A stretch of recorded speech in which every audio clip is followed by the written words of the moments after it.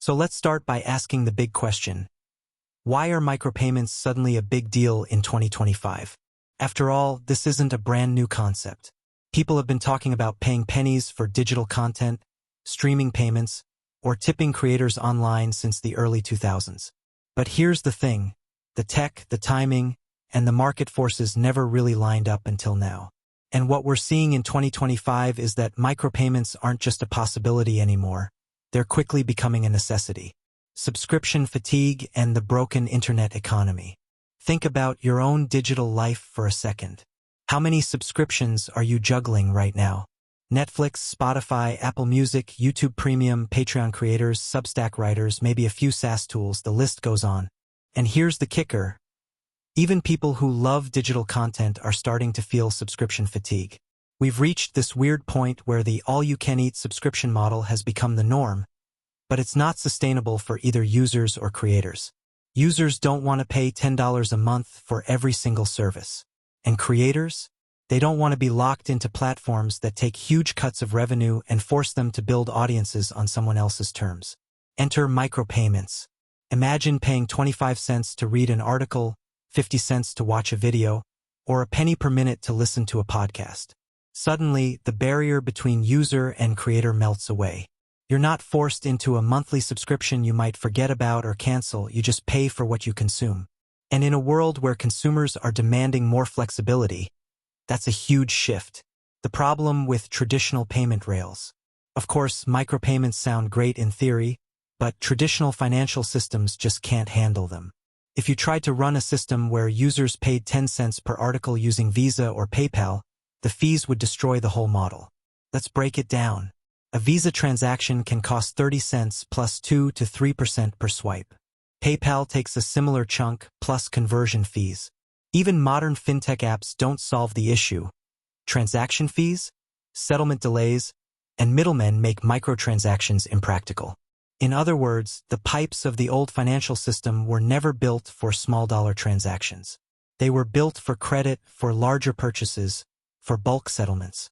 Micropayments just don't make sense in that world. This is exactly where blockchain comes in, and more specifically where Stellar comes in. Global opportunity. Gaming, tipping, and digital goods. Here's where things get even more exciting. Micropayments aren't just about unlocking articles or supporting a writer on Substack. We're talking about a global digital economy where value moves as easily as information. Let me paint a few pictures. Gaming. Imagine playing a mobile game where instead of paying $10 upfront or being bombarded by ads, you spend fractions of a cent for each extra life or bonus feature. Microtransactions are already huge in gaming. Think Fortnite skins, Roblox items, but blockchains like Stellar make them cheaper, faster, and more accessible globally. Streaming content. Instead of paying $15 a month for Spotify, what if you paid per song streamed? If you listen to 50 songs a month, you might pay less than a regular subscription, while artists could get paid instantly and more fairly. Creator tips. Picture a TikTok or YouTube creator who can receive 25 cents tips instantly from a fan in Argentina, another in Kenya, and another in the US. All without waiting weeks for payout thresholds or losing 30% to platform fees. Digital goods and services. Think of ebooks, stock photos, AI-generated assets, or even short reports. Instead of locking everything behind subscriptions, creators can sell digital assets in bite-sized chunks. Pay as you go, pay what you want. The global scale here is massive. Billions of people, especially in emerging markets, can't afford $10 subscriptions but could absolutely participate in a digital economy where content and services cost pennies. This isn't just about creators in New York or London. It's about unlocking a global creator-consumer loop. Why 2025 is the tipping point. So why now? Why 2025? There are three converging forces at play. The creator economy has gone mainstream. Creators are no longer fringe. They are the economy. From TikTok stars to Substack journalists to Twitch streamers, the idea of people making a living directly from audiences has gone global. But most of them are stuck on platforms that take massive cuts and restrict payout options. They need better tools, and micropayments on blockchain are one of those tools. AI is fueling content explosion. We're living in an AI-driven content boom. Videos, blogs, audio clips, artwork. AI is making it easier than ever to produce high-quality content at scale. But here's the problem. When supply skyrockets, demand has to adapt. Subscription models don't work when consumers want to sample across hundreds of creators. Micropayments are the natural solution, letting people dip in and out without committing long-term. Stablecoins and CBDCs are normalized. This is huge. Back in 2018, crypto micropayments sounded futuristic. In 2025, it's practical because stablecoins like USDC, PYUSD, and CBDCs are becoming mainstream. That means when someone pays 50 cents on Stellar, they're not paying in some volatile altcoin, they're paying in a digital dollar. The friction is gone, and the trust is there. Micropayments equals inclusion. One last point before we wrap this section. Micropayments aren't just about convenience. They're about financial inclusion. Billions of people are excluded from the digital economy because the current system assumes you have a credit card, a bank account, or the ability to pay $10 at a time. Micropayments on Stellar break that barrier. If someone in rural India wants to pay 5 cents to access an online course or someone in Africa wants to tip a local musician $50, they can. No credit card needed, no insane fees. Just a wallet, an internet connection, and a few cents worth of digital currency. And that's where Stellar shines. Global reach, low fees, and the ability to move value across borders seamlessly. To sum it up, 2025 is the year micropayments stop being a buzzword and start being a movement. Subscription fatigue, AI-driven content supply, and the normalization of stablecoins have all converged to create the perfect storm. The internet economy needs micropayments, and Stellar XLM is one of the few platforms actually built to deliver them. Now that we've laid out the why behind micropayments, let's shift gears into the why Stellar part of this conversation. Because here's the truth. Micropayments have been promised by a dozen different blockchains and fintech apps over the last decade. But if you really look at the design of Stellar, it feels almost like it was built for this exact moment. Let's break it down. The speed and cost factor. The first and probably the most obvious advantage is cost. Stellar transactions are dirt cheap. We're talking about fractions of a cent per transaction.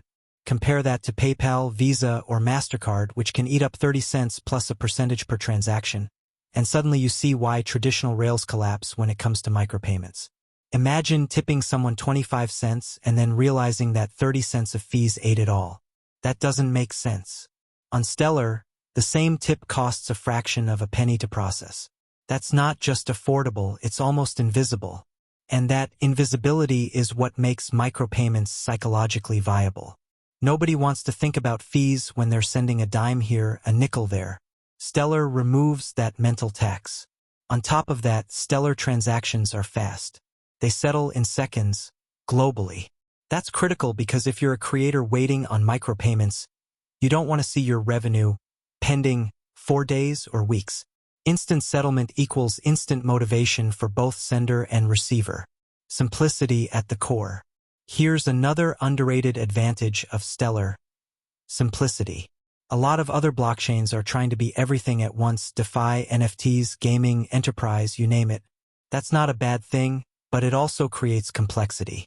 Gas fees, MEV, minor extractable value, congestion, even network downtime.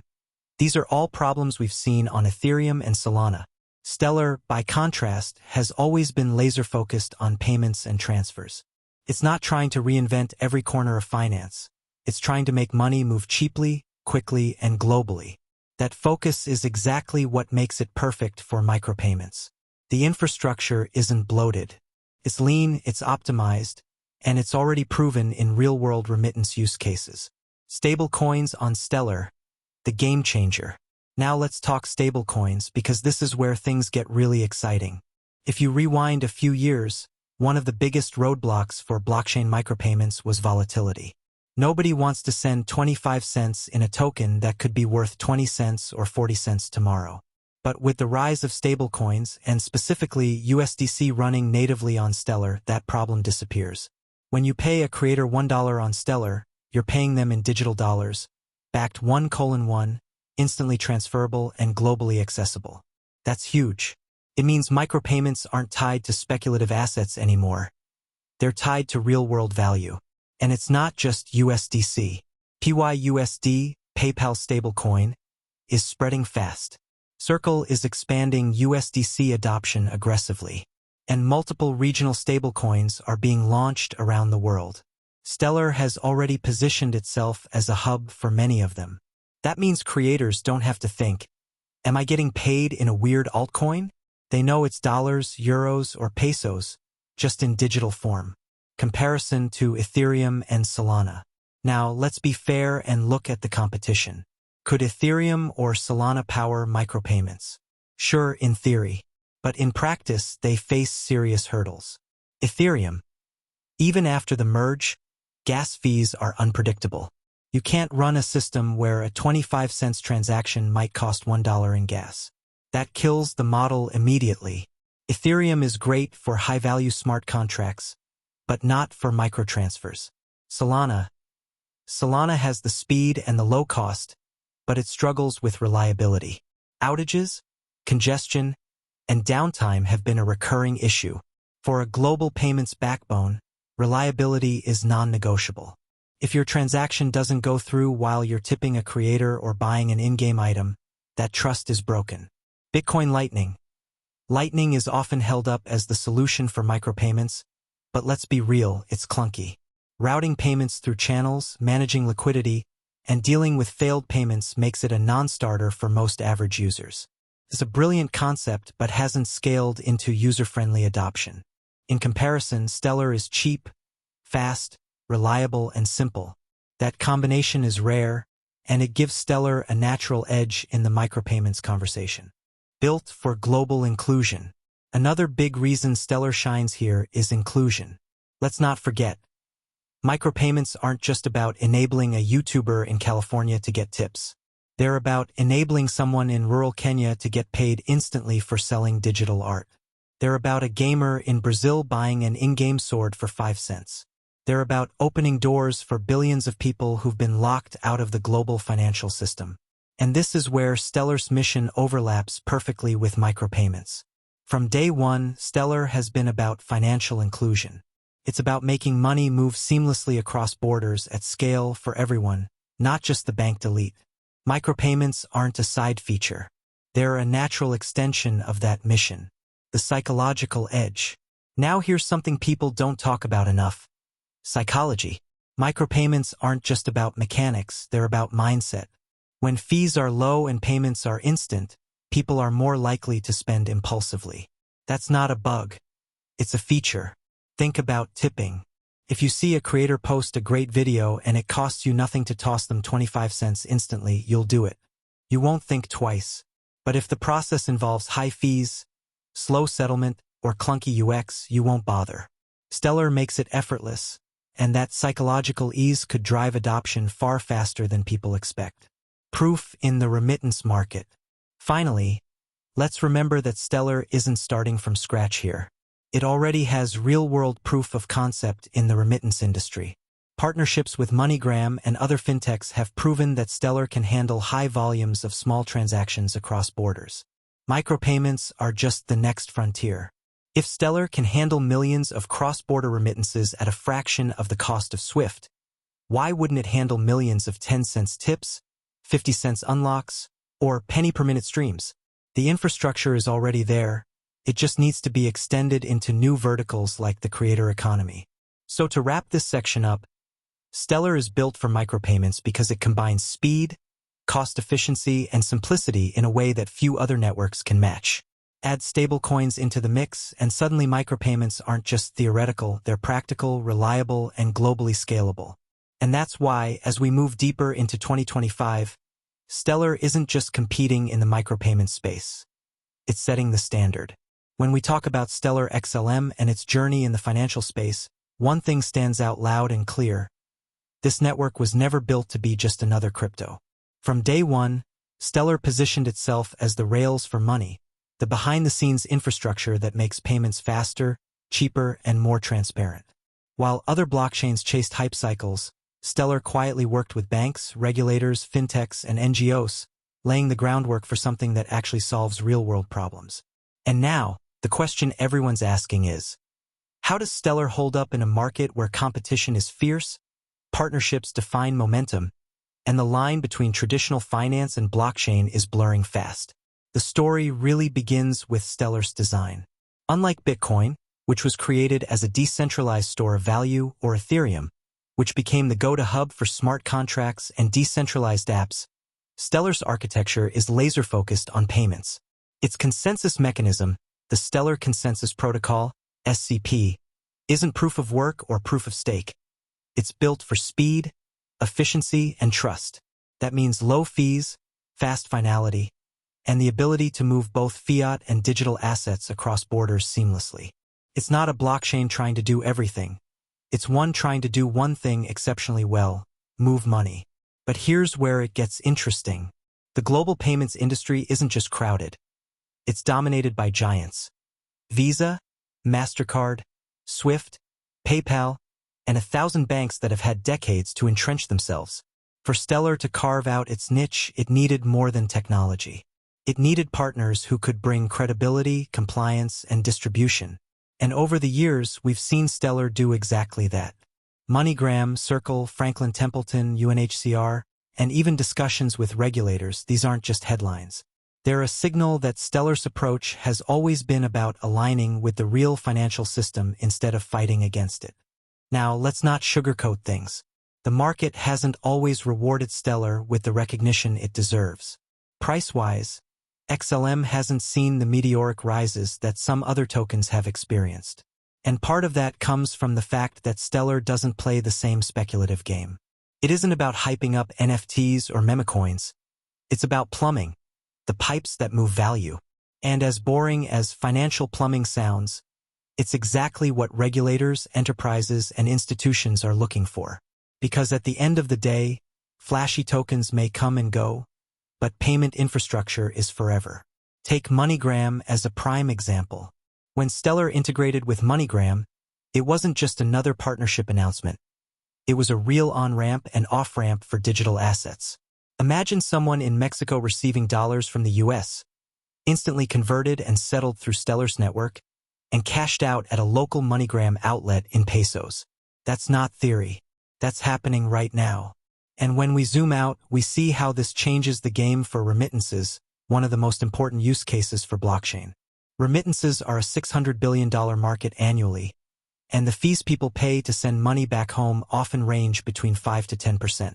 Stellar's solution slashes those costs and speeds up delivery, and that's real impact. Then there's the angle of tokenization.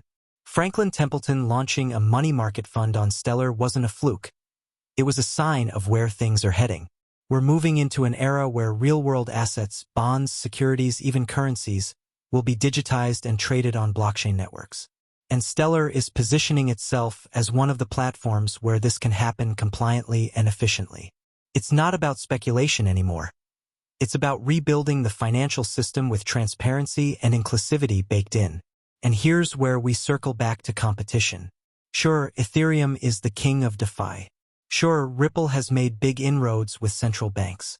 But Stellar is carving out its own lane. The intersection of cross-border payments, institutional adoption, and humanitarian use cases. And what's fascinating is that these aren't just use cases for crypto insiders. They're solutions that affect ordinary people. Refugees receiving aid, families sending remittances, investors accessing tokenized assets. That's not hype. That's real life. So, how should we think about Stellar going forward? It's not the network that's going to pump 100x overnight on speculation. It's the network that, over time, embeds itself so deeply into the financial system that you may not even notice when you're using it. Just like you don't think about Swift or ACH transfers when you send money, in the future, you may not realize that Stellar is powering your transactions in the background. That's the vision: quiet dominance through utility. Of course, challenges remain. Regulation is tightening, and while Stellar has always leaned into compliance, the pace of global regulatory alignment is slow. Competition isn't standing still either. Ripple, Algorand, even newer players like Hedera are fighting for the same institutional pie. And adoption, while growing, still needs to scale massively before Stellar fulfills its promise. But if we judge the network not on hype but on fundamentals, partnerships, compliance, scalability, and real-world integration, Stellar stands out as one of the most credible blockchains in the entire space. Let's not overlook partnerships either, because this is where Stellar has really differentiated itself. A lot of crypto projects have flashy announcements that fizzle out after the hype cycle. Stellar's strategy has been different. It has gone after partners who can actually integrate its tech into the financial bloodstream. MoneyGram, Circle, Franklin Templeton, even NGOs like Mercy Corps and the UN, these are not vaporware collaborations. They're about embedding Stellar into workflows where money movement is critical. And when you step back, you start to see a network of real-world use cases forming. It's like Stellar is quietly building a spiderweb of integrations that stretch across finance, humanitarian aid, and investment. Of course, we should also talk about compliance because in today's world, blockchain without compliance is a non-starter. This is another area where Stellar has leaned in instead of shied away.